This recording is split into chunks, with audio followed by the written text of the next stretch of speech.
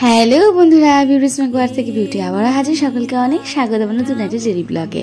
আশা করি প্রত্যেকে ভীষণ ভালো আছো। আমি তোমাদের ভালোবাসা আশীর্বাদে একদম ঠিকঠাক আছি। আজকে তোমাদের সাথে শেয়ার করছি 14ই এপ্রিল মানে চৈত্র সংক্রান্তি দিনের একটা ডেলি ব্লগ। প্রথমেই তোমাদেরকে দর্শন করলাম আমার ঠাকুরের, আমার ঈশ্বরের, তারপরে এই ব্লগটা শুরু করলাম। ঘুম থেকে উঠে পড়েই ঠাকুর প্রণাম করা হয়ে গিয়েছে, যেটা আমার নিত্যদিনের কাজ। এখন আমার ছেলেকেও সেই অভ্যাসটা করিয়েছি। যাই হোক, তারপরে এই বাসি বিছানাটা পরিষ্কার করে ঠরে নিই না, যতক্ষণ না বাসি বিছানা পরিষ্কার করবো ততক্ষণ যেন গাটা ভার হয়ে থাকে। তারপর নিত্যদিনের কাজগুলো শুরু করতে হবে। সাথে আছে ছেলেকে খাওয়ানো দাওয়ানো, কত কাজ। এই তো মুখ টুক ধুয়ে নিই, দাঁতটা ব্রাশ করে নেওয়ার পর একের পর এক কাজ শুরু করে দিই। এই তো এবার আমার ছোট্ট সোনাকে জল খাওয়াবো, কারণ ওকে রেগুলার খালি পেটে 1 গ্লাস জল খাওয়ানোর অভ্যাস আমি করিয়েছি। এই তো এবার বাসি ঘর ধোয়া ঝাড় দিয়ে ঘরটা মুছে ফেলতে হবে। তারপর চৈত্র সংক্রান্তি বলে কথা, কাজের চাপ তো আরো বেড়ে গেছে। কাজটা সেরে এসে বা ছেলেকে ছাতু খাওয়ানোর পালা। ডাক্তার যেটু বলে দিয়েছে আমার ছেলেকে দুধ জাতীয় খাবার, আমার ডেয়ারি প্রোডাক্টগুলো টোটালি বন্ধ করে দিতে, কারণ প্রচণ্ড গ্যাস অম্বল হচ্ছিল তার জন্য। তাই সকালবেলা উঠে এখন প্রত্যেক দিনই ও খালি পেটে জল খাওয়ার পর খাই হচ্ছে 1 গ্লাস করে ছাতু, তারপরও স্কুলে যায়। যদিও স্কুল আজকে ছুটি, কিন্তু ওদের স্কুলের প্রোগ্রাম আছে, অ্যানুয়াল শো, তার জন্য ওদের আজকে রিহার্সাল রয়েছে। তাই ওকে রেডি করে নিলাম। এবার বেরিয়ে পড়বো ওকে নিয়ে স্কুলে। তারপর স্কুলে কিছুক্ষণ বসে থাকবো, ওর প্রোগ্রামের রিহার্সাল শেষ হবে, তারপর ওকে একেবারে নিয়ে বাড়িতে আসবো। এই তো দেখো, কথা বলতে বলতে বেরিয়েও পড়লাম।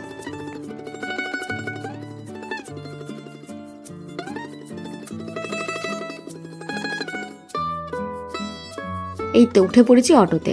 যদিও বাড়ির থেকে ছেলের স্কুলের দূরত্ব খুব একটা বেশি না, ওই ধরো হেঁটে গেলে মিনিট 6-7, তারপরেও অটো ধরতে হলো কারণ দেরি হয়ে গিয়েছিল অনেকটা। এই তো পৌঁছে গেছি স্কুলে। পাশে দাঁড়িয়ে আছে আমার বান্ধবী মিতালি, আমার স্কুল ফ্রেন্ড। আর যে স্টেজটা দেখলে, ওখানেই আজকে ফাইনাল রিহার্সালটা হবে প্রত্যেকটা বাচ্চার। আর প্রত্যেকটা গার্জিয়ান বসে আছে অপেক্ষায় কখন তাদের বাচ্চার ফাইনাল রিহার্সালটা দেখবে। আমার ছেলের বন্ধুর মারা আমরা একসাথে বসে প্রচুর আড্ডা গল্প দিচ্ছিলাম, খুব মজা করছিলাম। আমার পাশে সিল্কি ছিল, সিল্কির কোলে আমি বসেছিলাম, আর তার পাশে ছিল রাজদীপের মা ডলি, তারপরে ওইদিকে কাকিমা, সবাই মিলে বসেছিলাম, খুব মজা গল্প করেছি। এই তো রিহার্সাল হওয়ার পর বাড়িও চলে এসেছি, কারণ খুব তাড়াহুড়ো ছিল বলে মাঝখানে অনেক অংশই তোমাদেরকে দেখাতে পারিনি। তো যাই হোক, বাড়িতে ঢুকে দেখি আমার মা আমার পৌঁছাবার আগেই উঠোন বাড়ি সব ধুয়ে দিয়েছে। এই কাজটা আমারই থাকে এখন, আমার মা সেদিনকে করে দিয়েছিল। আর ননদ তার বন্ধুর সাথে এখানে বসে বসে দাঁড়িয়ে গল্পও করছিল কিছুক্ষণ। তারপরে ঘরে ঢুকে দেখলাম আমাদের চৈত্র সংক্রান্তির দিন সমস্ত বাসনপত্র থেকে শুরু করে যা যা দিয়ে বটি কাঁচি যা থাকে বাড়িতে সমস্ত কিছু ধুয়ে পাগলে নিতে হয়। তো আমার মা সমস্ত কাজ করে নিয়েছে, স্নানও হয়ে গিয়েছে। এবার সোনা রূপা ভিজিয়ে, মানে গঙ্গা জলে ভিজিয়ে সেই জলটা সারা বাড়িতে ছিটাবে। এটা আমাদের বাপের বাড়ির নিয়ম। তো সেই নিয়মই আমার মা নিশ্চয়ই তার বাড়িতে পালন করবে, তো সেটাই করলো। তারপরে আমার মা পুজো দিয়ে নিচ্ছে, আর তারপর আমার ছেলেকেও এখানে স্নান করাবো। স্নান টান করিয়ে মার সাথে একটু দোকানে যাবে দরকারে, মা কিছু কেনাকাটি করবে তার জন্য। তো চলো তোমরা পুজোর দেওয়া দেখো, আর আমি বাকি কাজগুলো সামলাই। আমার বাপের বাড়িতে হলুদ আর 5 রকমের তিতো দিয়ে আর কি বেটে সেটা গায়ে মেখে স্নান করতে হয় চৈত্র সংক্রান্তির দিন। আর এখানে আমার ছেলে তো বেজায় খুশি, তার দিদুর সাথে সে দোকানে যাচ্ছে দরকারে। আর এই জামাটি তাকে তার বাবা দিয়েছিল। চৈত্র সংক্রান্তির দিন আমার এই বাড়ির বা আমার শ্বশুরবাড়িতেও নিয়ম আছে, নতুন বস্ত্র পরিধান করতে হয়, তাই আমার ছেলেকে নতুন বস্ত্রই পরিয়েছি। আর তারপরে চৈত্র সংক্রান্তির দিনে আমাদের নিয়ম হচ্ছে, মানে আমার শ্বশুরবাড়ি আমার বাপের বাড়ি 2 বাড়িতে নিয়ম হচ্ছে দই চিড়ে খই আর সাথে ছাতু পাটালি গুড় কলা দিয়ে মেখে খেতে। আর যেটা আমার তো খেতে ভীষণ ভালো লাগে, কিন্তু আমার ছেলের সেটা খুব একটা ভালো লাগেনি। এখনকার দিনের বাচ্চা তো, ওদের একটুখানি অন্যরকম খাওয়ারই অভ্যাস রয়েছে। প্রথমে একটু নাক ছিটকেলেও পরে আস্তে আস্তে খাবার পরে বেশ ওর নাকি ভালোই লেগেছিল। যাই হোক, খাওয়া দাওয়া শেষ করি, তারপর রেডিপত্র হয়ে বেরিয়ে পড়বো। আছে আসলে নিমন্ত্রণ, তো চলো আগে ওকে খাইয়ে নিই, তারপর রেডিপত্র হয়ে পড়ি।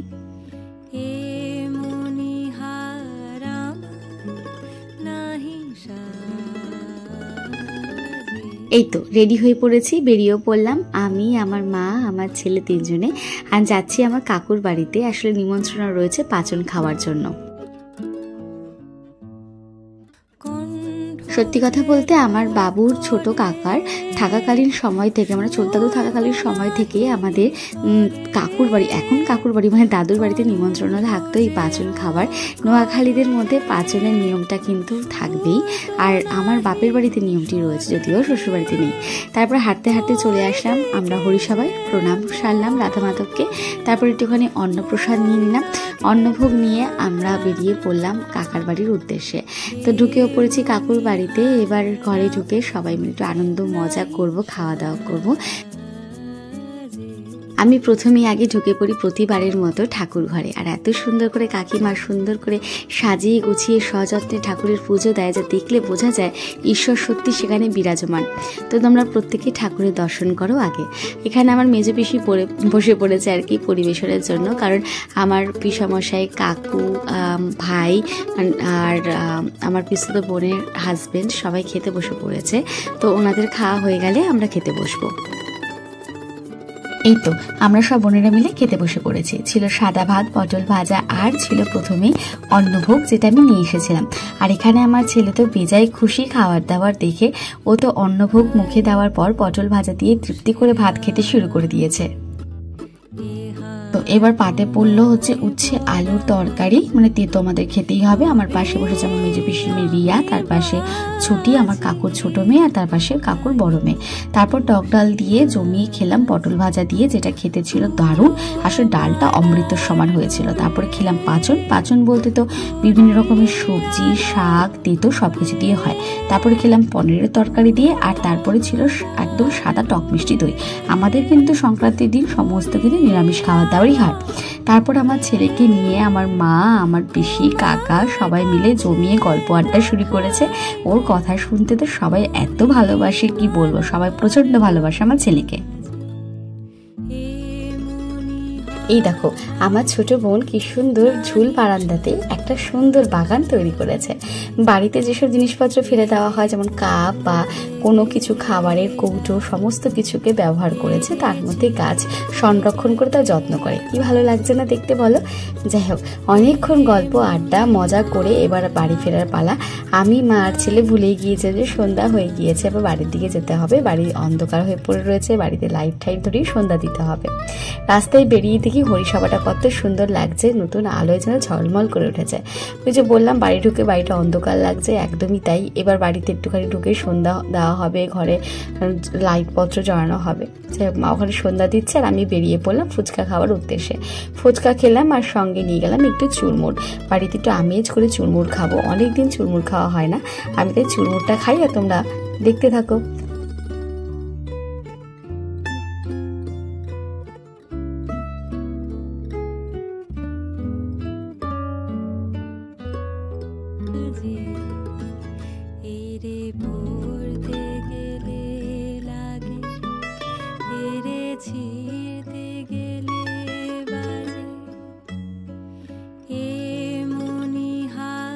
তাহলে চলো আজকের মতো ব্লগটা এখানেই শেষ করলাম। কেমন লাগলো তোমাদের এই গোটা দিনের ব্লগটা অবশ্যই কিন্তু কমেন্ট সেকশনে জানিও। ভালো লাগলে লাইক কমেন্ট শেয়ার করো, আর যারা ইউটিউব থেকে দেখছো তারা প্লিজ সাবস্ক্রাইব করে দিও, আর ফেসবুক থেকে যারা দেখছো তারা ফলো করে দিও। চলো টাটা, বাই।